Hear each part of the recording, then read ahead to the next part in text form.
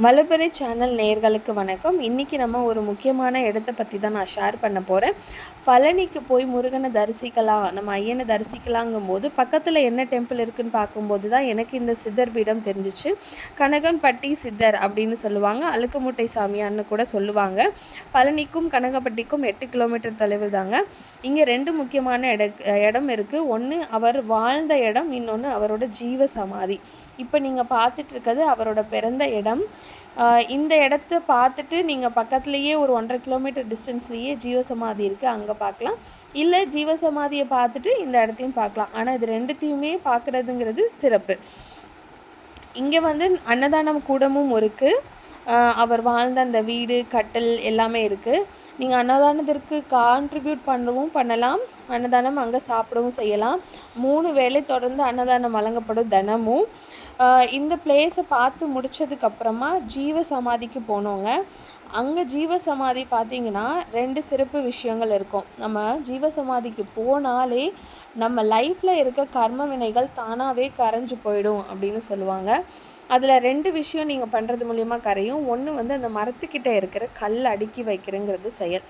நீங்கள் கல்லை அடுக்கி வைக்கும்போது நீங்கள் வீடு மனை வாங்க போகிறீங்க, அந்த ஒரு திட்டத்தில் இருக்கீங்க அப்படின்னா நீங்கள் அங்கே கல் அடுக்கி வைக்கும்போது கண்டிப்பாக அது நிச்சயமாக நடக்கும்.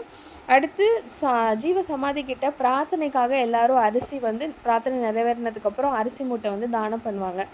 அந்த அரிசி மூட்டையை நீங்கள் அன்னதான கூடத்துக்கு கொண்டு போய் உங்கள் தோள்களால் சுமந்து கொண்டு போய் இறக்கி வைக்கும்போது உங்களோட பாவமும் இறக்கி வைக்கப்படும், கர்ம வினை எல்லாமே கழிஞ்சு போகும் அப்படிங்கிறது ஒரு ஐதீகங்க. அடுத்து இது மட்டும் இல்லாமல் கோயிலை நீங்கள் சுத்தம் பண்ணுறதுக்கும் அலங்கரிக்கிறதுக்கும் கொஞ்சம் ஹெல்ப் பண்ணலாம். கண்டிப்பாக அவங்களே உங்களை கூப்பிடுவாங்க.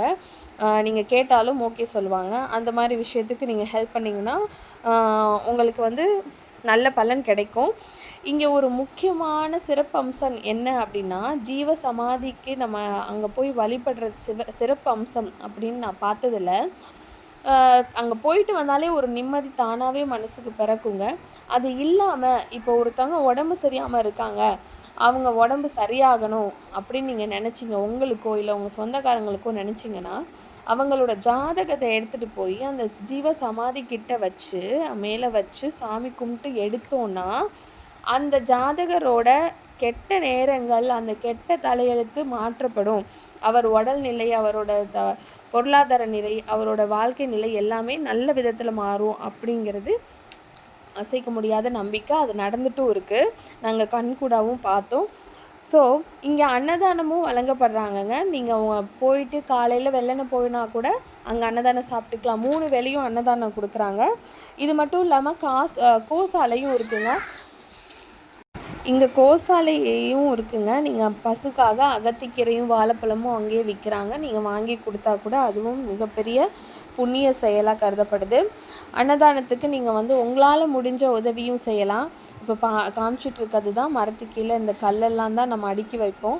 அடுக்கி வச்சோன்னா நம்ம வீடு மனை வாங்குறதுக்கான வசதி நமக்கு சூழல் அமையும். அன்னதானத்துக்கு நீங்கள் கான்ட்ரிபியூஷனும் பண்ணலாம். இது மட்டும் இல்லாமல் அங்கே சமாதிக்கிட்ட பக்கத்துலேயே ஃபோட்டோஸு,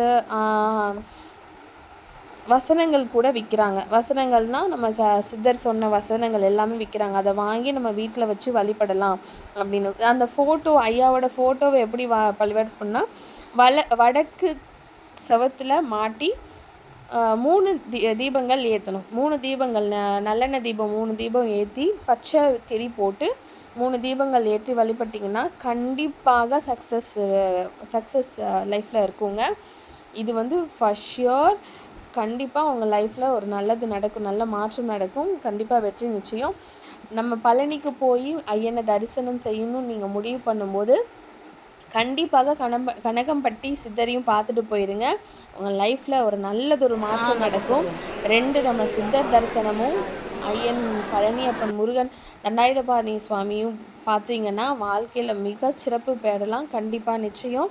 இதை கண்டிப்பாக பண்ணி பாருங்கள், அப்புறம் சொல்லுவீங்க நீங்களே. நல்லபடியாக நாங்கள் சித்தர் வழிபாட்டை முடிச்சுட்டு பழனியில் ராஜா அலங்காரமும் பார்த்துட்டோம்.